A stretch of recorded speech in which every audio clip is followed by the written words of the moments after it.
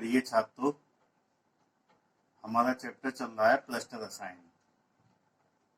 इसमें कल हमने आपको टिंडल प्रभाव एवं विद्युत कण संचलन समझाया था।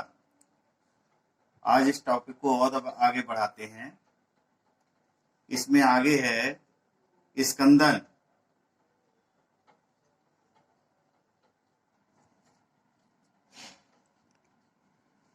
अगला टॉपिक है स्कंदन कागुलेशन, या इसको कहते हैं ऊड़न, प्रेसिपिटेशन।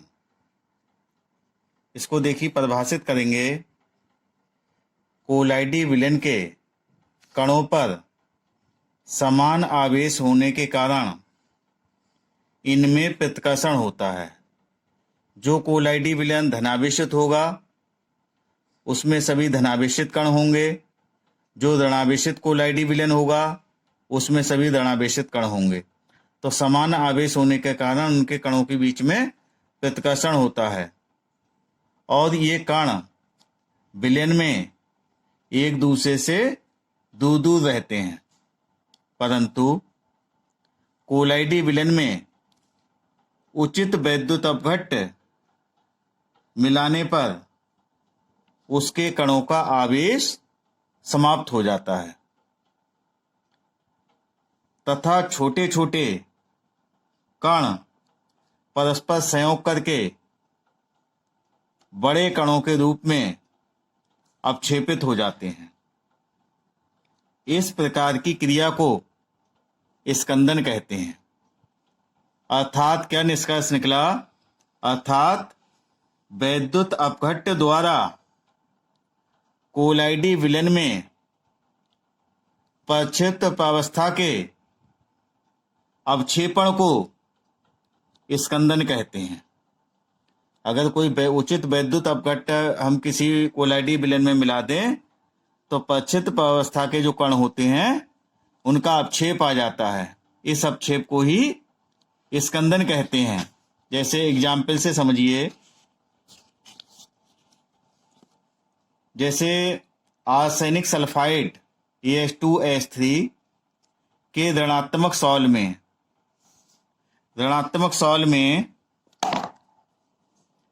में बेरियम क्लोराइड BaCl2 विलयन डालने पर वह अपक्षेपित हो जाता है, क्योंकि बेरियम आयन ऋणावेश को उदासीन कर देते हैं। यह आर्सेनिक सल्फाइड का ऋणावेशित विलयन है। कल हमने समझाया था ये ऋणावेशित कैसे हो गया। ये आर्सेनिक सल्फाइड के कणों के चारों ओर ये सल्फाइड आयन उसको अधिशोषित कर लेते हैं, इसलिए ऋणावेशित आर्सेनिक सल्फाइड का कोलाइडी विलयन है। इसकी जब बेरियम क्लोराइड से क्रिया कराते हैं तो बेरियम क्लोराइड के में उपस्थित जो बेरियम आयन होते हैं ये इसको ऋणावेशित कोलाइडी विलयन को उदासीन कर लेता है। ये दो ऋणावेश हैं, दो धनावेश हो गए बेरियम के। तो ये जो है आर्सेनिक सल्फाइड का जो कोलाइडी विलयन है ये विद्युत उदासीन हो जाता है और इसके छोटे छोटे कण संयोग करके बड़े कण बना लेते हैं, अर्थात जो है इसका अपक्षेपण हो जाता है। तो ये क्रिया कहलाती है स्कंदन कहलाती है। अगला एग्जाम्पल देखिए। रक्त एक ऋणावेशित कोलाइडी विलयन है।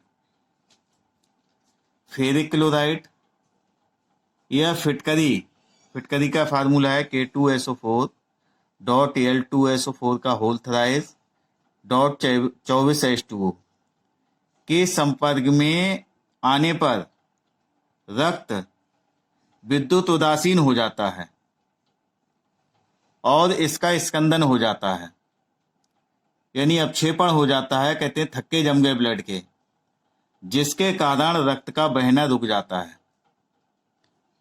तो घरों में कोई दवा उपस्थित नहीं होती है। अगर कहीं से हमारा जो है हाथ या पैर में कहीं से कट गया तो घरों में फिटकरी मौजूद होती है। तो इस फिटकरी को हम जब उस पर लगा देते हैं चोट पे, जहाँ चोट लगी है, जहाँ से खून बह रहा है, तो खून का बहना रुक जाता है।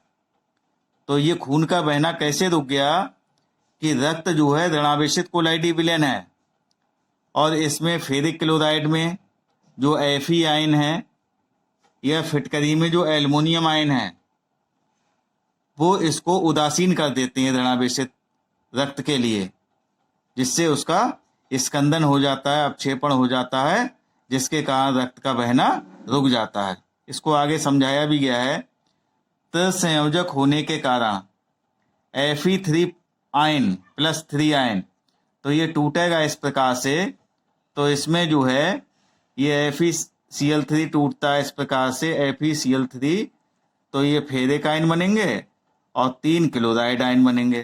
तो ये फेरिक आयन जो है रक्त को जो है उदासीन कर देगा और उसका स्कंदन हो जाएगा, अपक्षेपण आ जाएगा। इसी प्रकार से ये एल्युमिनियम आयन की स्कंदन क्षमता बहुत अधिक होती है, अतः ये रक्त का बहना रोकने में बहुत प्रभावकारी होता है।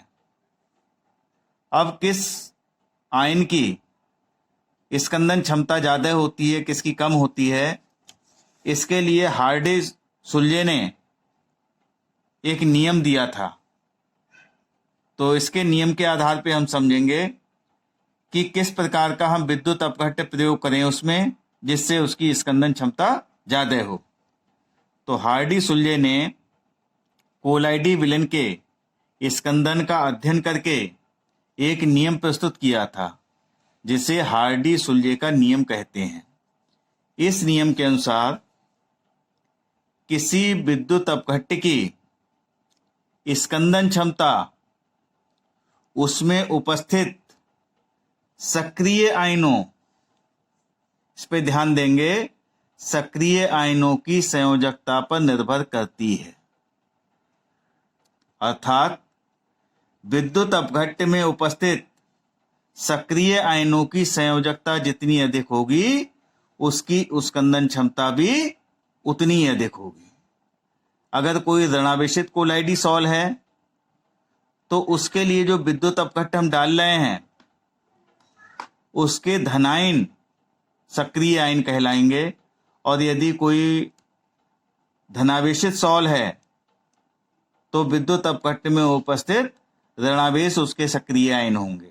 इसको एग्जाम्पल से हम और क्लियर करेंगे। जैसे ऋणावेशित आर्सेनिक सल्फाइड के सॉल के लिए सक्रिय आयन विद्युत अपघट्य के धनायन होते हैं। अगर ऋणावेशित सॉल है तो विद्युत अपघट्य के धनायन जो होंगे वो सक्रिय आयन होंगे, इसके अपोजिट होंगे। अतः यदि इस सॉल के अपक्षेपण के लिए, कौन सा सॉल, ऋणावेशित आर्सेनिक सल्फाइड के अपक्षेपण के लिए हम इसमें NaCl डाल सकते हैं, बेरियम क्लोराइड डाल सकते हैं, एल्युमिनियम क्लोराइड डाल सकते हैं और स्टेनिक क्लोराइड डाल सकते हैं। अब ये हार्डी-सुल्जे का नियम बताएगा कि इनमें हम कौन सा विद्युत अपघट्य डालें जिससे स्कंदन की क्षमता ज्यादा हो। तो हार्डी-सुल्जे ने बताया कि इसका जो सक्रिय आयन है विद्युत अपघट्य का, तो ये ऋणावेशित है, इसका धनायन सक्रिय आयन है। इसमें सोडियम आयन धनायन होगा, इसमें बेरियम आयन धनायन होगा, इसमें एल्युमिनियम आयन धनायन होगा, इसमें टिन जो है वो धनायन होगा। तो इनमें से जिसकी जो है संयोजकता ज्यादा होगी उसकी स्कंदन क्षमता ज्यादा होगी। तो देखिए इस प्रकार से ये अगर आयनाइज करें तो कैसे करके आएंगे, विद्युत अपघट्य प्रयोग किए जा सकते हैं। इनकी स्कंदन क्षमता सक्रिय आयनों की संयोजकता के आधार पर निम्न प्रकार होगी। इसमें देखिए SnCl4 में ये Cl4 हैं, एक Cl की -1 होती है, तो इस Sn की कितनी हो गई, 4 Cl की -4 हो गई, ये -4 हो गई, इसकी +4 होगी।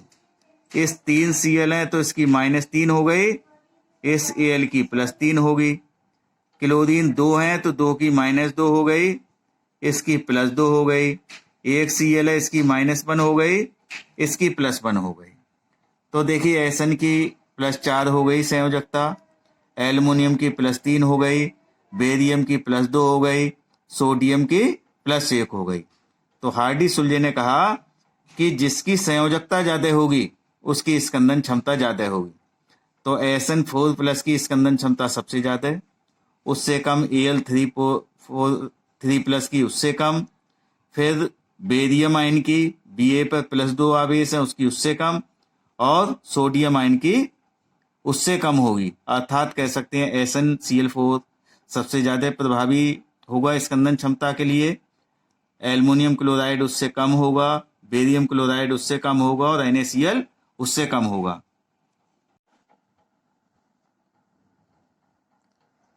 अब देखिए ये जो हार्डी-सुलजे का नियम है, ये आपके घर में आपकी माँ जानती हैं कि हार्डी-सुलजे का नियम क्या है, तभी तो वो अगर कहीं आपके कट लग जाता है हाथ पैर में तो घर में लगी हुई फिटकरी लगाती हैं, क्योंकि फिटकरी में क्या है, एल्युमिनियम आयन।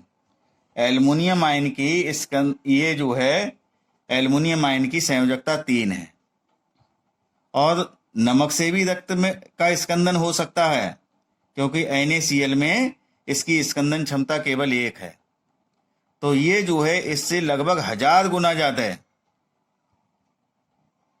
प्रभावी है एल्युमिनियम आयन सोडियम आयन की अपेक्षा। इसमें संयोजकता 1 है, इसकी संयोजकता 3 है, तो इसलिए वो फिटकरी का इस्तेमाल करती हैं, नमक नहीं लगाती हैं आपके। तो ये हार्डी-सुलजे का नियम आपके यहाँ घर में भी पता है कि हार्डी-सुलजे का नियम क्या है ये। इसी प्रकार धनावेशित फेरिक हाइड्रोक्साइड सॉल्ट में स्कंदन के लिए सक्रिय ऋणायनों की स्कंदन क्षमता निम्न क्रम में होगी। अब ये धनावेशित सॉल्ट है, तो धनावेशित सॉल्ट के लिए सक्रिय आयन क्या होगा, विद्युत अपघट्ट का ऋणायन होंगे। तो हम ऋणायन की देखेंगे संयोजकता किसकी ज़्यादा है। जैसे ये ऋणायन है, इसकी संयोजकता 4 है माइनस की, इसकी संयोजकता 3 है माइनस की, इसकी संयोजकता 2 है माइनस की, इस संयोजकता -1 है। तो हार्डी-सुलजे के अनुसार जिसकी संयोजकता ज़्यादा होगी उसकी स्कंदन क्षमता ज़्यादा होगी। तो ये -4 है, इसकी संयोजकता सबसे ज़्यादा है, तो इसकी स्कंदन क्षमता सबसे ज़्यादा है। ये 3 है, उससे कम होगी स्कंदन क्षमता। ये 2 संयोजकता है, इससे कम होगी। ये -1 है, इससे कम होगी। तो इस बात का ध्यान रखना है कि अगर धनावेशित सॉल्ट है तो उसके लिए विद्युत अपघट्ट के ऋणायन की हम संयोजकता देखेंगे, और अगर ऋणावेशित सॉल्ट है तो इसके लिए विद्युत अपघट्ट के धनायन की संयोजकता देखेंगे। अब अगला टॉपिक है इसी में कोलाइडी कणों पर आवेश की उत्पत्ति। हम अभी बता रहे थे कुछ कोलाइडी विलयन धनावेशित होते हैं, कुछ कोलाइडी विलयन ऋणावेशित होते हैं। तो इन पर ये आवेश कहाँ से आया, तो इसकी उत्पत्ति कहाँ से हुई, तो इसके लिए देखेंगे हम। तो देखिए कैसे आवेश आता है। कोलाइडी कणों पर विद्युत आवेश की उत्पत्ति की व्याख्या निम्नवत है। आयनों के अधिशोषण सिद्धांत के अनुसार कोलाइडी कणों पर आवेश की उत्पत्ति उनकी सतह पर विलयन में उपस्थित आयनों के अधिशोषण के कारण होती है। इसका मतलब क्या हो गया, अर्थात किसी विलयन के कोलाइडी कणों पर यदि धनात्मक आयन अधिशोषित हो जाते हैं तो वो कोलाइडी सॉल्ट धनावेशित हो जाएगा, और यदि किसी कोलाइडी कणों पर ऋणायन अधिशोषित हो जाते हैं तो वो कोलाइडी विलयन ऋणावेशित हो जाएगा। इसको एग्जाम्पल द्वारा समझें।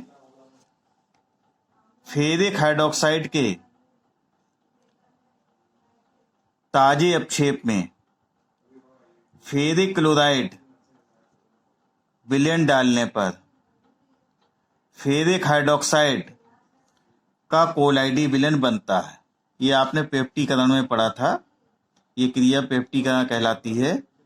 किसी पदार्थ के ताजे अपक्षेप में अगर जो है उसके समाइन वाला कोई जो है विद्युत अपघट डालते हैं तो जो है ये क्रिया पेप्टिकरण कहलाती है। पुनः कोलाइडी विलयन बनाने की क्रिया को पेप्टिकरण कहते हैं। फेरिक हाइड्रोक्साइड का कोलाइडी विलयन बन जाता है।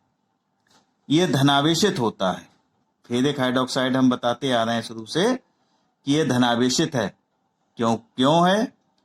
क्योंकि फेरिक क्लोराइड जो हमने डाला, फेरिक क्लोराइड के आयनन से प्राप्त फेरिक आयन इनकी सतह पर अधिशोषित हो जाते हैं तथा क्लोराइड आयन जो रहेगा इसमें, फेरिक क्लोराइड में 2 प्रकार के आयन हैं। ये फेरिक क्लोराइड का आयनाइजेशन होगा तो फेरिक आयन बनेंगे और क्लोराइड आयन बनेंगे। तो फेरिक आयन जो है फेरिक हाइड्रोक्साइड के कोलाइडी कणों के चारों ओर अधिशोषित हो जाएंगे और जो क्लोराइड आयन रह गए उनकी एक विस्तृत परत बन जाएगी। तो फेरिक आयन अधिशोषित होने के कारण इसका जो कोलाइडी विलयन होता है वो धनावेशित होता है। देखिए एग्जाम्पल से समझिए इसके लिए। जैसे फेरिक हाइड्रोक्साइड का कोलाइडी विलयन है, जब इसमें FeCl3 डालते हैं तो FeCl3 के आयनन से प्राप्त फेरिक आयन ये इसके ऊपर, इनके कणों के ऊपर अधिशोषित हो जाते हैं, जिससे ये धनावेशित कोलाइडी विलयन प्राप्त हो जाता है। और ये जो क्लोराइड आयन बचे इसकी एक विस्तृत परत बन जाती है। इसको हम ऐसे करके भी देख सकते हैं। ये फेरिक हाइड्रोक्साइड के कोलाइडी कण हैं, इनके ऊपर, इस कणों के ऊपर ये फेरिक आयनों की एक अधिशोषित परत बन जाती है। फेरिक आयन इसके कणों के चारों ओर अधिशोषित हो जाते हैं तथा जो क्लोराइड आयन रह गए वो इसके चारों ओर इस प्रकार से एक विस्तृत परत बना लेते हैं। तो ये धनावेशित आयनों को अधिशोषित करता है, इसलिए ये फेरिक क्लोराइड का जो कोलाइडी विलयन है वो धनावेशित होगा। इसी प्रकार देखिए आर्सेनिक ऑक्साइड H2S3 के विलयन में H2S गैस प्रवाहित करने पर आर्सेनिक सल्फाइड का ऋण आवेशित कोलाइडी विलयन प्राप्त होता है। क्यों? क्योंकि इसकी सतह पर सल्फाइड आयन, S पर माइनस के 2 आवेश हैं, सल्फाइड आयन अधिशोषित हो जाते हैं। तो ये देखिए ऋणायन अधिशोषित हो गए। अब ऋणायन अधिशोषित होंगे तो कोलाइडी विलयन कैसा हो जाएगा? ऋणावेशित हो जाएगा तथा इसमें H2S के आयनन से प्राप्त हाइड्रोजन आयन ऋणायन के चारों ओर एक विस्तृत परत बना लेते हैं। जो H2S हमने इसमें डाला था तो ये H2S का आयनाइजेशन ऐसे करके हो जाएगा, हाइड्रोजन आयन बनेंगे और सल्फाइड आयन बनेंगे। तो जब हम आर्सेनिक सल्फाइड के विलयन में H2S गैस प्रवाहित करेंगे तो ये सल्फाइड आयन जो है इन आर्सेनिक सल्फाइड के कोलाइडी कणों के चारों ओर अधिशोषित हो जाएंगे, जिससे ये जो है कोलाइडी सॉल ऋणावेशित हो जाएगा और जो हाइड्रोजन आयन बने ये एक विस्तृत परत बना लेंगे। इसको हम ऐसे करके भी समझ सकते हैं, ये आर्सेनिक सल्फाइड का कोलाइडी कण है, ये इसके चारों ओर सल्फाइड आयन अधिशोषित हो जाते हैं, जिससे ये आर्सेनिक सल्फाइड का कोलाइडी सॉल ऋणावेशित हो जाता है और ये हाइड्रोजन आयन की इसके चारों ओर विस्तृत परत बन जाती है। तो किसी कोलाइडी कण के चारों ओर यदि धनावेशित आयन अधिशोषित होंगे तो वो कोलाइडी सॉल धनावेशित होगा और यदि कोलाइडी कणों के चारों ओर ऋणायन अधिशोषित होंगे तो वो कोलाइडी सॉल ऋणावेशित होगा।